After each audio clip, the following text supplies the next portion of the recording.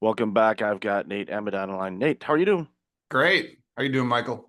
Doing really good. Really good. Looking forward to this chat. So why don't you share a little bit about you and your company, and then we'll jump into the conversation. Sure. Uh, like you said, Nate Amadon, I'm the CEO of Form 100 Consulting. We're actually we're all an all military veteran agile and technology consulting firm. And so what we do is hire former military officers, senior NCO types, people that have been through leadership training. And then we're also experts in the software development space and really around the processes of agile product management, project management.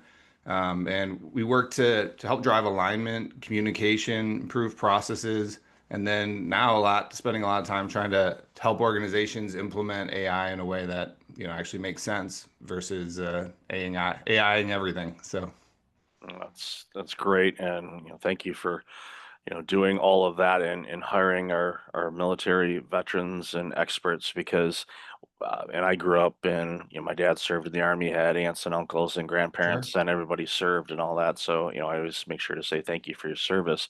But also too, uh, what I appreciate about that is it cuts out the fluff because Hmm. there's no space for fluff in any type of military operation. It Yeah. just it could cause you to lose a battle, lose lives, you name it. And Yeah. hopefully in the workplace, we're not we're not going to be running into the loss of life. But you can have a business go under, which is the loss of a business life. And I see time and time again organizations that are just spinning their wheels. They're trying to do too much. They're trying to do things that are completely outside of their realm. And Yep. I understand, we want to diversify. Well, that's great, but it's such a hard left that your team that's experts in this arena, you're Yep. asking them to do this other thing, and they're like completely clueless to it. So we see it time and time again because it's that fear of missing out. And of course, we see that Yep. with AI. A lot of organizations like we're Yep. behind in the AI. It's like we all are behind in the AI. Okay, just calm down. We're all behind on it because 5 minutes ago, there was like 10,000 new AI innovations that just launched, and we completely missed it already. So don't worry about being behind in it. Find out what you can do, how you can use it to Yep. improve what you do for your Right. customers, your team, and everybody involved. Yeah, I mean, there's a lot of AI FOMO, I think. And yeah, from the military perspective, we're not a nonprofit or a charity. We hire and stick to the business model of hiring former military leaders because it's super effective and valuable. To your point of trying to do too many things, it's really important. And one thing that we learn in the military is like you have to know what the mission is. You have to know what it is you're trying to do and the objectives you're trying to accomplish. And so, if you aren't aligned on the actual reason why you're doing things, whether you're just maybe you're just a single team doing work, or you're an entire program or department, like having the alignment from people making the strategic decisions down to the tactical level where the work is actually getting done. A lot of times that just gets messy and foggy, right? Like people aren't aware of, hey, this is what we need to be doing, and so they're not able to make those micro decisions. And those in the military will say a lot, hey, we have centralized command and decentralized execution, which is, hey, we should have a vision for what we're doing, a mission we're trying to accomplish. But then once we're aligned on that, then we give the autonomy to people to make the decisions to get there their own way. Um, so I think, with the AI piece, it's just adding a huge accelerant to these organizations and a lot more chaos. But we still need to stay aligned. We still need that communication and those feedback loops. Otherwise, we're going to go really fast in the wrong direction. Oh yeah, and I see this time and time again with anybody that wants to implement something new. They want to Yeah. apply this new AI mechanism to processes that are broken and a mess. So guess what? You just automated your messes. Okay. And Right. and a lot of organizations don't want to spend the time to kind of dig in a little bit and go, okay, what's the workflow here? And I just Yep. started with a client, and their workflow is they don't have a workflow. That's the workflow. So I'm literally going in, going, okay, well, Yep. tell me what you know of things, and I'm using AI to record our meetings and then translate them and then kind of Yeah. decipher it and taking those notes. It's like, Hmm. okay, well, let's form a framework of a operating procedure here. And Right. then we can see it from, okay, where are the gaps? And I can even ask AI to do that. It's like highlight some Sure. gaps. So it's leveraging technology in a way, but it's also helping create a workflow based on what they're doing now. And then, of course, I can look at it myself, or I Right. can utilize technology and say, okay, does this flow make sense? Would there be a better way to approach this? And that kind of ties into like lean methodology, where, okay, Absolutely. and that's another mistake a lot of companies do when they try to implement that is they'll do it from the boardroom. They'll say, okay, this is how we're going to do it, but they don't really engage with the people that, the Gemba, or where's the work actually being done? Right. And they implement it, and it's like it fails. And they're like, why did it fail? This on paper looks great. Well, we don't Yeah. run things on paper. We run things with humans and Yep. systems and all kinds of different things that come up. It's Right. be agile. And again, going back to your team, because they have been trained, literally Yeah. trained on how to do this. It what that does is it helps them recognize patterns, quite frankly, a lot faster than many other people would if they don't have a understanding of the system, understanding of the mission. Hmm. Um, do they know who their commanding officer is? That's something kind of important. Who are they supposed to be taking direction from? And we see it in organizations. Well, Yeah. even if you remember the movie Office Space from 1999, Oh yeah. Yeah. timeless movie. A When classic.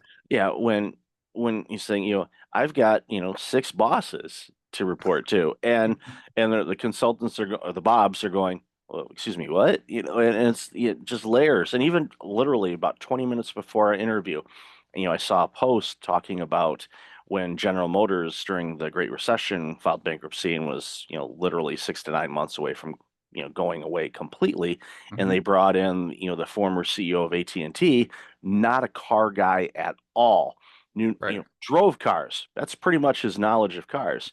And they Hmm. brought him in. He turned the company around, and away they went.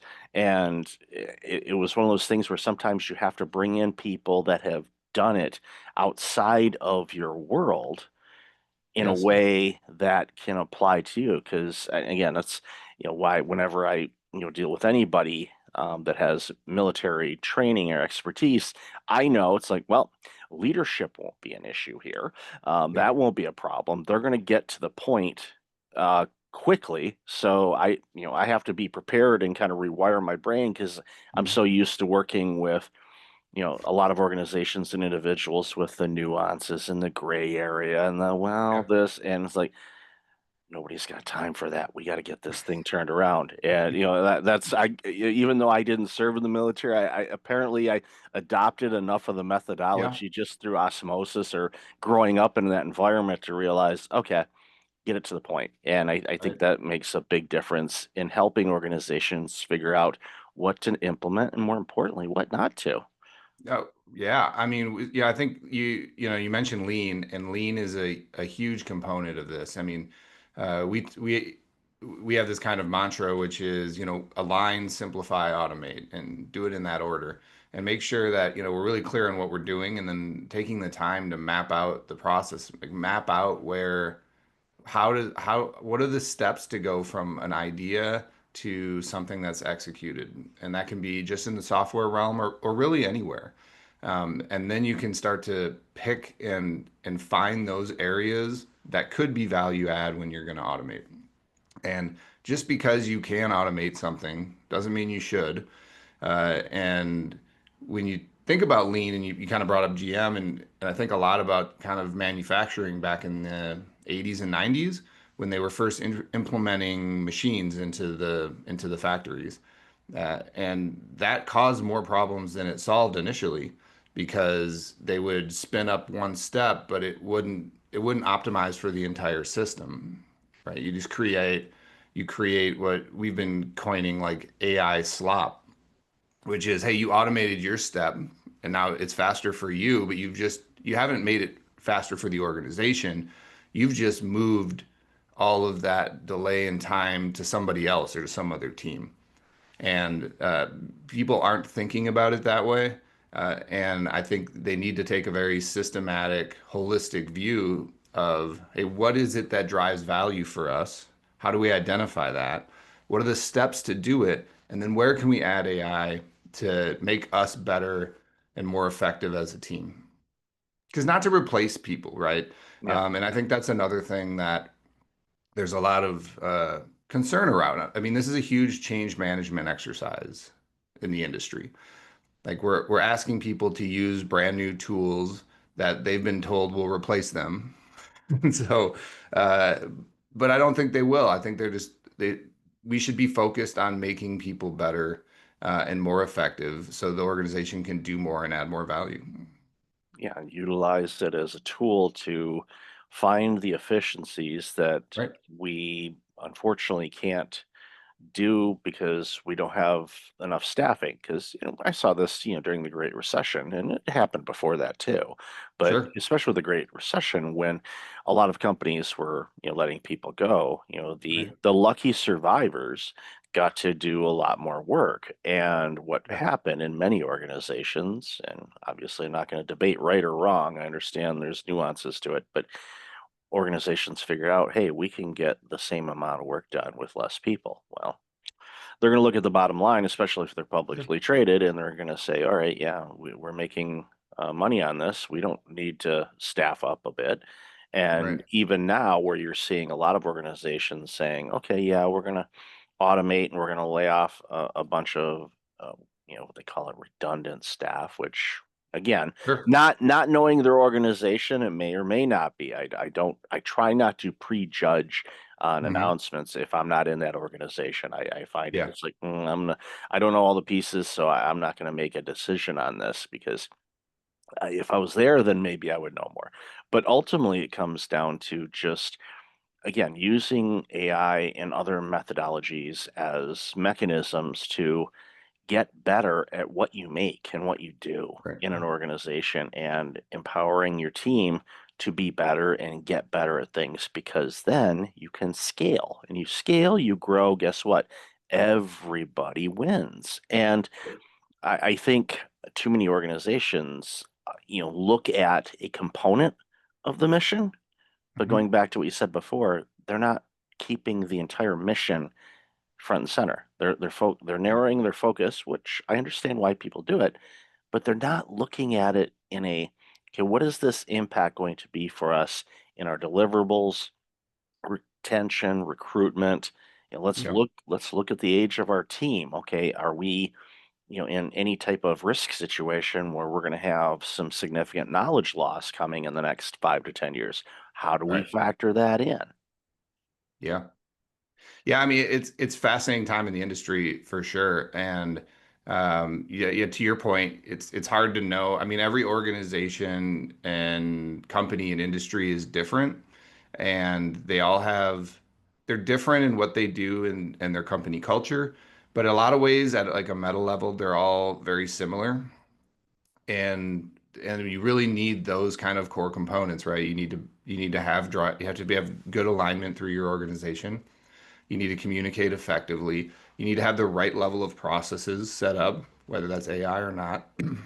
And you need to build a strong culture of, psychological safety and the ability for people to feel empowered and want to and want to work. And it doesn't really matter what the industry is; those core components are, teams are teams, right? And we're all humans. So Yeah, for now, yeah. Yeah, we'll see as the innovation comes in, and Right. we're just going to plant this one chip in you. Okay, well, you know what, that Yeah. worked. We're going to do another chip, and then we're all going to hybrid will have a new meaning when it comes to Yeah. humans and not just remote work. It will be like, okay, well, Yeah. we'll see if I'm around when that finally rolls out. But the way Mhm. innovation is, it may roll out a lot sooner than we think. But Yep. again, we'll approach that day when it shows up. But Hmm. I think in thinking about things, we talked about, automating, slop and AI slop and all of Yeah. that. But when an organization is actually doing really well, and there's tons of organizations that are Hmm. really doing Sure. well, Yeah. if you go in and you're almost at the point going, I don't know if there's much we can do here. There usually is something. And I think what a lot of those organizations are looking for is, again, how do we you know, leverage this? Do we need to? What would make sense? Because they want to continue to innovate and grow and expand, but sometimes they get lost. And it's the only time that they're ever really, from my observation anyway, confused or lost because things are going really well. And I've seen, and I forget who said this, I've heard it in a variety of different ways. Like, if things are going really well for your company, you need to be concerned. And that's like, well, it's awfully pessimistic, but it makes sense because a stat that I share on the show all the time is 52% of the Fortune 500 companies from the year 2000 are gone. Hmm. Yeah. And those companies in 2000 were in the Fortune 500. I would say they were doing okay. Now they're Right. not. And you go, how can that happen? And Yeah. we see it, and we're seeing it happen at a breakneck speed, and where it's just like, oh wow, it's like a company was doing great, and now they're gone. Like, what happened? And the tea leaves, you can go, okay, this is all the things that happen. But when an organization comes to you and you're looking like, well, they look to be doing really well, what are some areas, without giving away the Colonel's secret recipe, that you look at Sure. and organizations can start thinking about on their end of what are some areas that we should be focusing on to Yeah. make sure that we're going to continue to be okay in the next 18 to 36 months. They used to say 5 years. Now it's like the next 18 to 36 minutes pretty much anymore.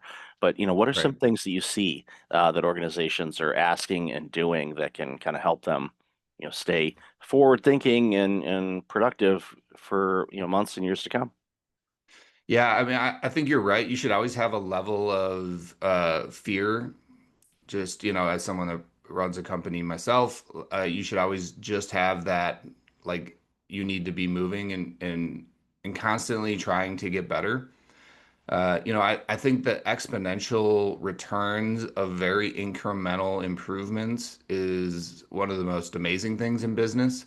The organizations that are always pressing and always trying to get better, especially now with AI, the ones that are aligned, the ones that are operating well. They do have good culture, good processes. They have good communication.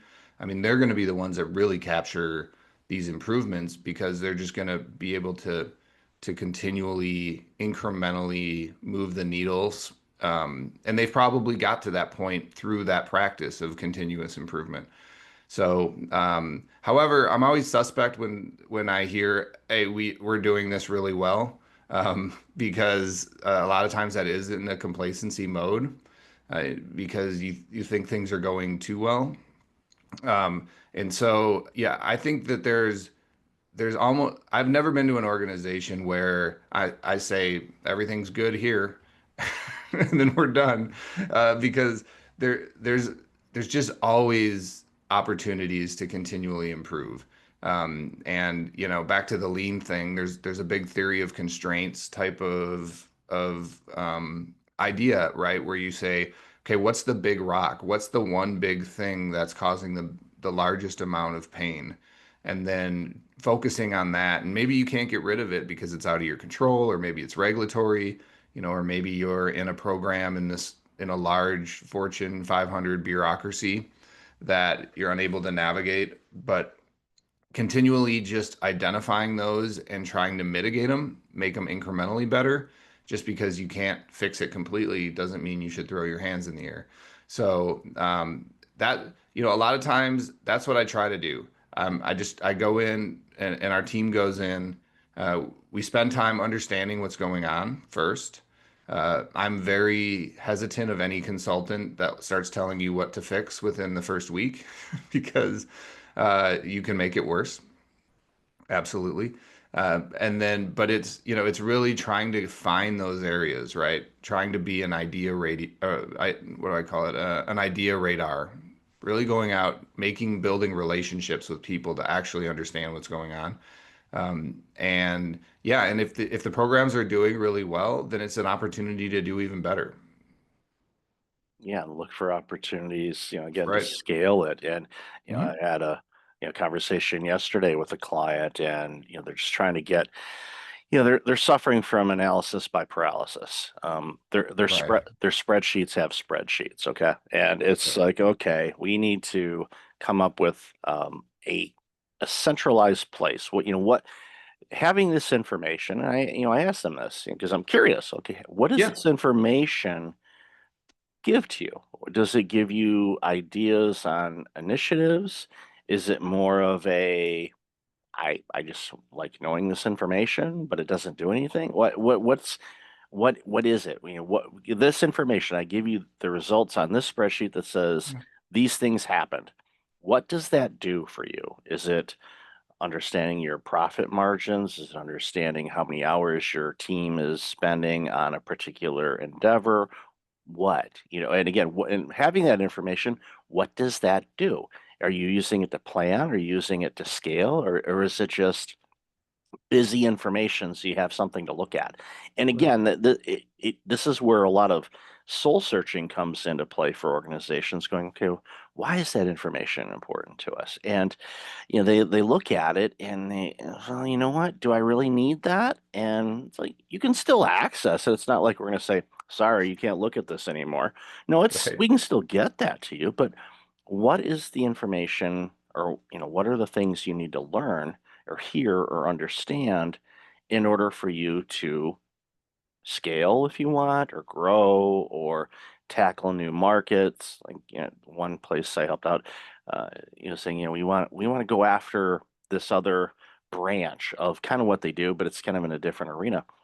Right. I'm like, okay, before you do that, because there are some differences to what you're doing here, so you're going to have to make sure that you can scale up to that or train up so people that you're working, in case you want to have them interchanged, they can do both, or you may need to bring in people that are just focusing on that.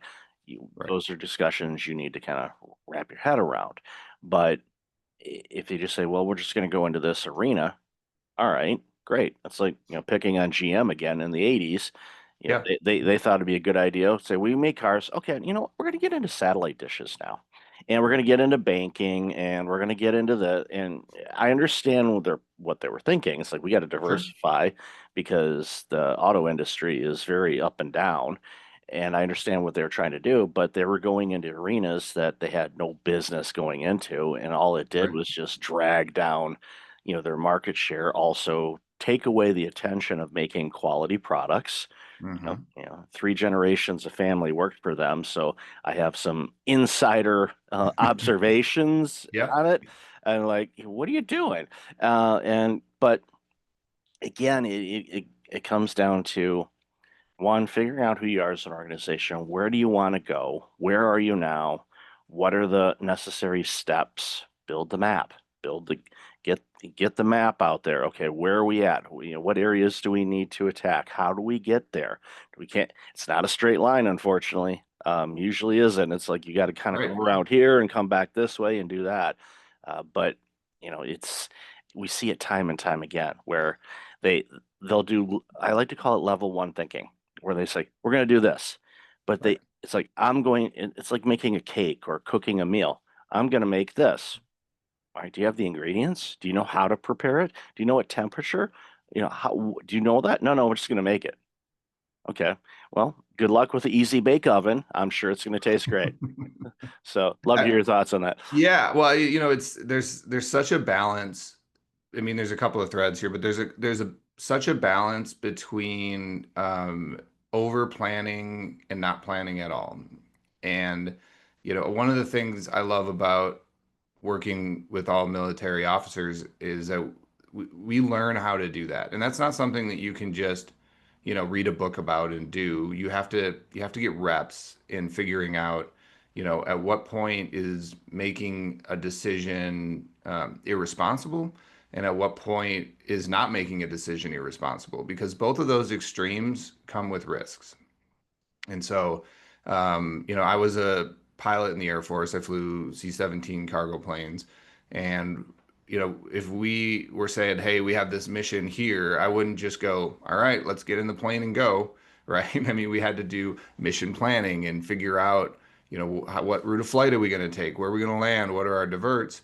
But I wouldn't sit and spend, 2 days figuring out, all the different, approaches for somewhere I'm going to land in 2 days or in a week or something like that. Like I'm just there's this balance between of knowing how to plan, right? I mean, that is a skill set of identifying contingencies, but also not sitting so long that you miss an opportunity.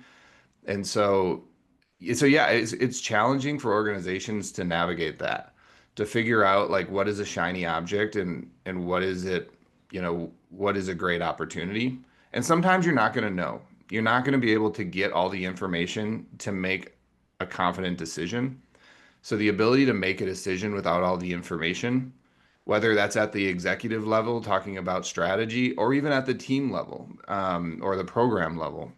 I mean, we work with software development teams and they can get blocked or paralyzed over for days on a decision that is kind of arbitrary, but you have to be able to make the call and say, I'm making the decision, we're going to do this, and we might be wrong. And that's the real key because there's always risk in this, but you have to be able to pivot. You have to be able to be humble enough to say, that was the wrong direction. I made the bad call. Let's switch. And and so it comes down to leadership, and this permeates, like I said, the entire organization, right? And so the cultures that can we went back to psychological safety. The cultures that can say, look, I made a decision. Here was why I made the decision. It was the wrong decision, and you don't get fired, right? But if you feel like you're going to lose your job, that becomes a lot more, it becomes a lot harder to make that decision until you have all the information. So yeah, I mean, like you hear a lot of cultures are fail fast, break things, that type of thing. And so it is a balance, and it's something that you have to learn, and you can only learn it through trial and error. Yep, you have to be in the arena, and Yeah, that's the only way you're going to learn. You can read all the books in the world, but until you do it, you haven't done it. So, exactly. Yeah. love this conversation. Where can people find out more about you and all this amazing work you're doing? Yeah, you can find our website. It's form100consulting.com. You can find me on LinkedIn. That's my main social media channel. You won't find me on TikTok. All right. So, but yeah, love to connect. Love the conversation. Thanks for having me on, Michael. Oh, my pleasure. And we'll definitely have that information in the show notes. So, thanks again for a great conversation and Yeah. really appreciate your time today. Yeah, it was a pleasure.